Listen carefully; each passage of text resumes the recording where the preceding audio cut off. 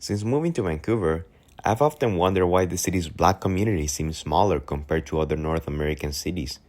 When I discovered the Black Strathcona website, I was intrigued by their interactive, self-guided tour, which takes you through the neighborhood while offering 10 short videos on its history.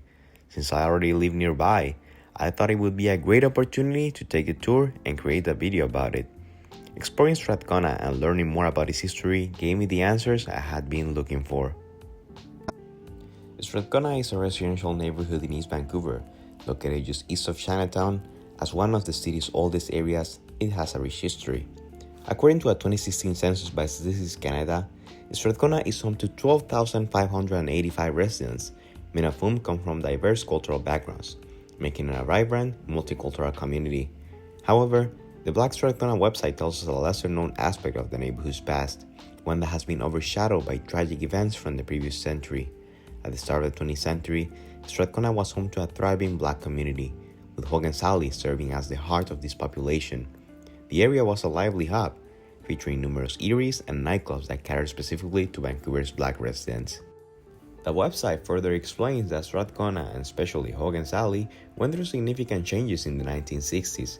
The city of Vancouver had plans to rezone the area by building a freeway that would run through Hogan Sally and Chinatown. Although the plans to build the freeway never came to fruition, the city still built what we now know as the Georgia Viaduct in 1971. This led to the demolition of a great part of the neighborhood, forcing the Black families living there to relocate to other parts of the city.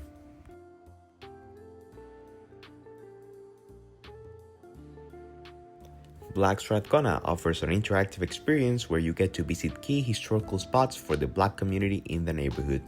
By visiting these spots, you are invited to watch 10 short videos that further explain the history of the first and only Black community in Vancouver. I took the interactive tour and walked around the neighborhood. I will talk about some interesting facts that I learned about each part of the tour, and I will talk about my experience.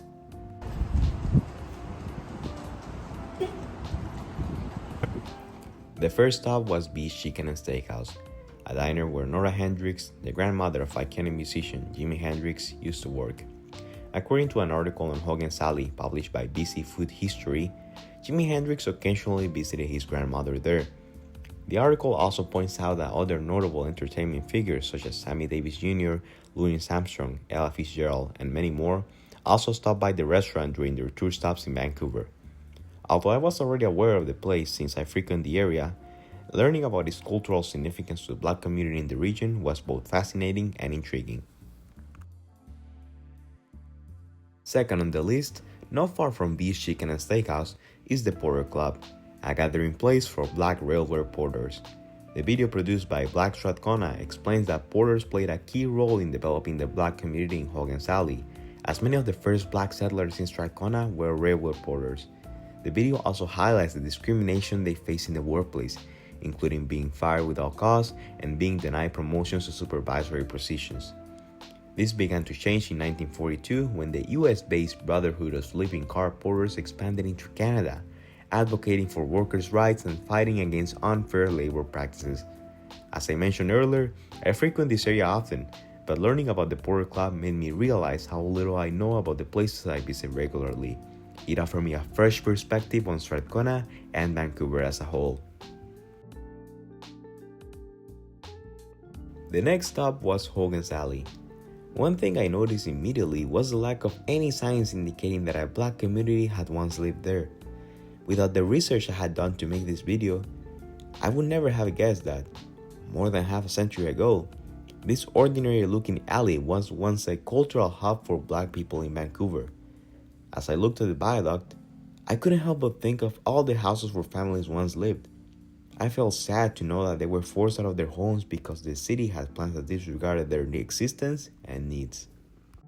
The Fountain Chapel is one of the few remaining buildings from the golden age of Hogan Sally. The website Places That Matter provides more insight into the church's history. Originally built as a Scandinavian Lutheran church on the southern lot of the residence, it was purchased in 1918 by the Black community, led by Nora Hendrix and her husband James. With support from the African Methodist Episcopal Church in the United States, the Fountain Chapel quickly became a cultural hub for Hogan Sally's Black community, with this congregation playing a vital role in fighting racism and injustice. Unfortunately, by the 1960s, the church's membership began to decline as residents were forced to move out of Hogan's Alley due to the construction of the viaduct. After that, the building changed ownership several times and was eventually purchased as a private residence in 2008. Despite these changes, the Fountain Chapel remains as an iconic building with a rich history that continues to stand the test of time.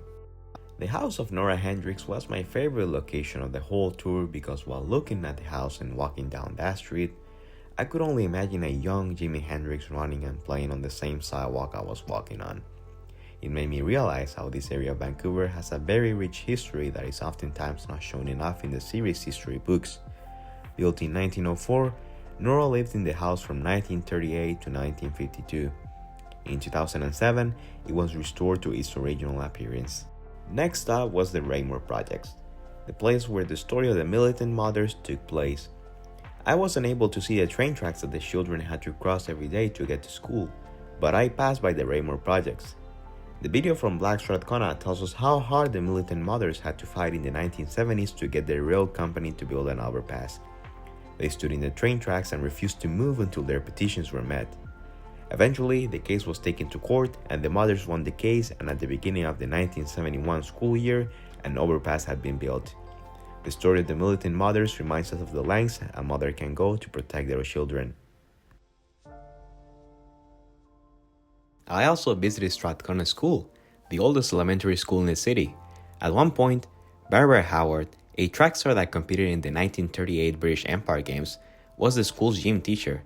After competing in the games, she had her sights set on qualifying for the 1940 Olympic Games, but unfortunately, the games were cancelled due to World War II.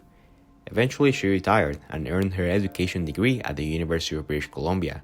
She began teaching at Strathcona School and became the first visible minority to teach at a school. The videos from Black Strathcona and the tour taught me more about the exceptional individuals that left their mark not only in Strathcona, but in Vancouver as a whole. People like Ernie King, Leonard Lane, Leona Risby alongside her kids, Leonard, Thelma, Chick, and Cy Gibson, were pillars of the community, especially for the Black community living in Strathcona. Ernie King was an avid entrepreneur, musician, and actor who opened the Harlem Nocturne nightclub in East Hastings. Leonard Lane dedicated most of his adult life to fight against racism and prejudice by becoming a member of the British Columbia Association for the Advancement of Colored People, and being one of the original members of the Unity Credit Union, a union that provided loans to young Black men to help them buy their first home. The Gibson family owned a Southern-style restaurant called the Country Club Inn. Her kids Leonard, Thelma, and Chick would perform Afro-Cuban tap and jazz routines. The Gibson kids grew up to be successful entertainers, performing in clubs, bars, and in front of cameras while leaving an everlasting impression wherever they went.